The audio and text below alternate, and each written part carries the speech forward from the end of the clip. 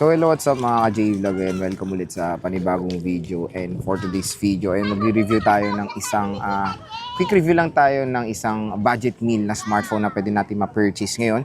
Since walang ganong lumalabas sa mga bagong entry level or budget smartphone, magre-recommend ako ng mga available na. So ito is last year pa na-release, which is a HMD Pulse Pro. Maganda pa kaya to, lalo na mura na lang siya sa online shop ng Nokia. Tara mga J-Vlog, check natin.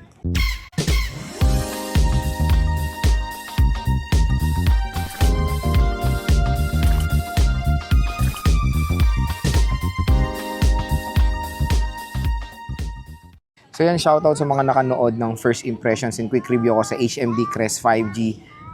In-order ko na yun ng February pa. Ang tagal dumating. So, mag-3 weeks na atang pending yan. Pero still, hintayin nyo na lang, i-review game test natin yung device na yan. Wait lang kayo mga ka-J-Vlog. Ang tagal talaga dumating ng HMD Crest 5G. Umorder ako sa official store ng Nokia sa online. And sa ibang bansa pa kasi in-order. Pero yun, shoutout sa mga nakanood yan. Stay tuned lang dahil quick review rin natin. I-full review natin yan. Pero this time, ang topic natin is the HMD Pulse Pro. Mag-order din ako niyan this month, and stay tuned lang din sa quick review and natin dyan, unboxing. Pero hanggang wala pa yung devices, syempre pwede man tayo makapagbigay ng quick review or sa loobin when it comes yan sa device na yan.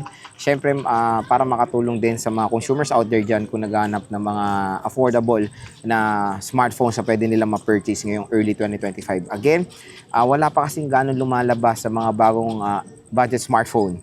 Ang napapansin ko pa na lumalabas na entry ngayon is the Xiaomi Redmi Note 14 4G.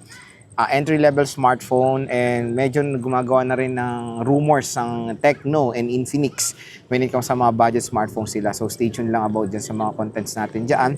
Pero ngayon, syempre magre-recommend ako ng mga available na sa market kasi syempre meron nang nagde-decide ngayong March, di ba, kung ano ba ang perfect nilang bilhin, lalo na payday sale ngayon. At ang topic nga natin is the HMD Pulse Pro na na-release to last year. And medyo meron siyang kamahalan last year mga ka-J-Vlog kasi ang starting price niya for the 8GB 256 is 8399 for the 8GB 256. Pero syempre, according sa official store ngayon ng Nokia sa online, you can purchase the HMD Pulse Pro for only 46.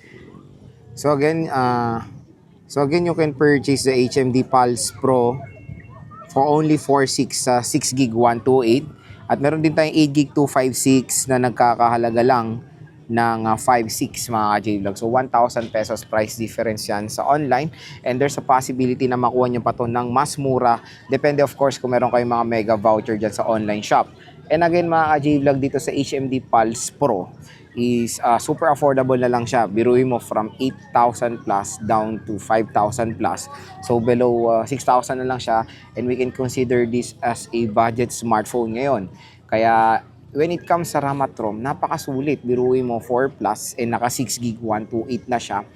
And 5 plus, naka 256 na. Meron na kayong plenty of storage to store when it comes dito sa smartphone na to. And kung interested din pala kayo dito sa HMD Pulse Pro, ilalagay ko po yung link niya sa description box. I-check nyo na lang mga ka-J-Vlog. And when it comes dito sa ating, again, hindi po to full review. Nagbibigay lang ako ng first impression magbibigay lang ako ng mga first impression sa mga smartphones. Again, kahit na specifications lang naman yan, pwede mo naman tayo magbigay ng saloobin without the unit itself. Pero again, kilala nyo naman dito sa channel na to, habang wala pa kasi or in-order ko pa lang, gusto ko na agad magbigay ng video para naman din sa mga order nito is makatulong na, di ba? So we can give an opinion based sa kanilang specifications. So ang HMD Pulse Pro ay merong 6.65 inches IPS LCD display na may resolution na HD Plus 720p, and meron siyang 90Hz screen refresh rate. Naka-punch hole display na to. When it comes sa presyo niya last year, to be honest, yung specs ng kanyang display is not perfect fit. Pero ngayon 2025, perfect fit na yung kanyang display sa kanyang price segment ngayon. So 4 plus, 5 plus, 90Hz screen refresh rate, I think yan na rin ang the best minimum na refresh rate na pwede natin ma-offer. And HD Plus 720p ang pinaka-minimum din na resolution sa ganitong presyo. So mas mura ng HMD Pulse Pro kumbaga yung specifications niya last year na hindi sulit sa kanyang presyo, nagiging sulit na po ngayong 2025 dahil sa kanyang mega price drop kumbaga. So when it comes sa chipset, meron siya Unisoc T606 chipset. Siyempre, ang GPU niya is Mali G57. When it comes sa camera, dual rear camera siya with 50 megapixel main camera and a 50 megapixel front-facing camera. Dalawa ang kanyang biometrics which is face unlock at fingerprint scanner, at yung fingerprint scanner niya ay side-mounted.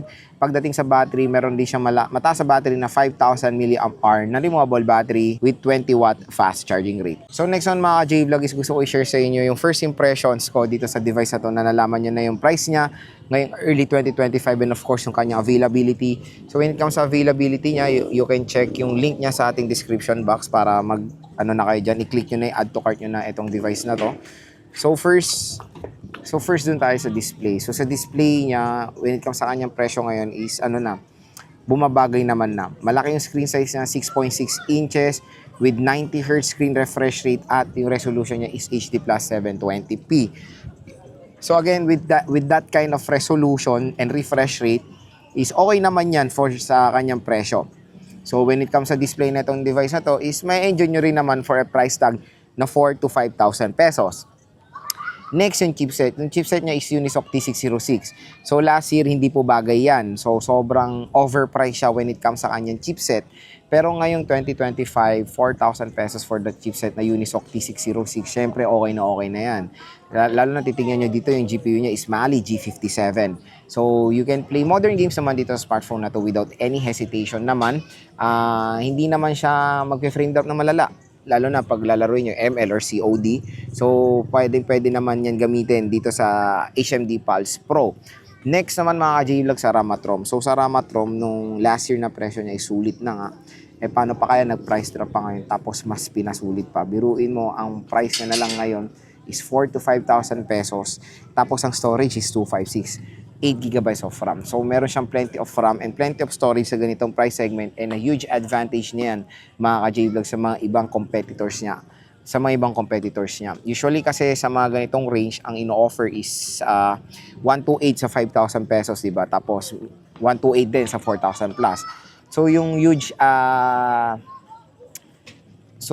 advantage niya is of course yung top of the line na 8GB 256 sa ganyang presyo is kumbaga iilan lang ng mga brands ang nag-o-offer ng ganyang kataas na RAM at ROM sa below 6,000 pesos na price tag.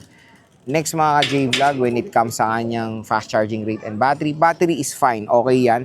And for me, nung last year din, yung 20 watts hindi yan bagay. Pero ngayon, again, nag-price drop na siya below 6,000 pesos. For me, the best minimum na talaga na fast charging rate sa ganitong price tag is 18 watts.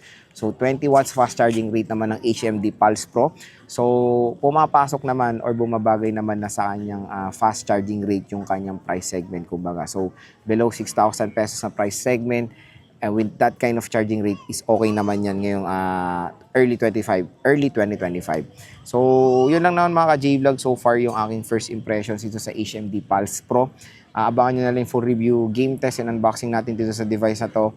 So, ang pinaka-main question nyo, Lord, sulit ba to? Okay ba siyang i-purchase? Lalo na naghanap kasi ako ng napaka-affordable na smartphone today. The quick answer dyan mga J-Vlog, yes. Okay naman i-recommend ang HMD Pulse Pro even though lumabas na to last year. Again, last year is medyo nasa expensive yung kanyang price tag na hindi bumabago yung spec sa kanyang presyo. Pero again, ngayon is mega price drop ng HMD Pulse Pro. 4,000 to 5,000 pesos with that kind of price tag is sulit naman na yan mga J-Vlog. Meron na kayong mga gamit na smartphone na hindi naman mabagal. And when it comes sa display quality is okay na okay rin sa kanyang price. So kung interested kayo sa HMD Pulse Pro, ayan, ilalagay ko po yung link niya sa description box. I-check nyo na lang.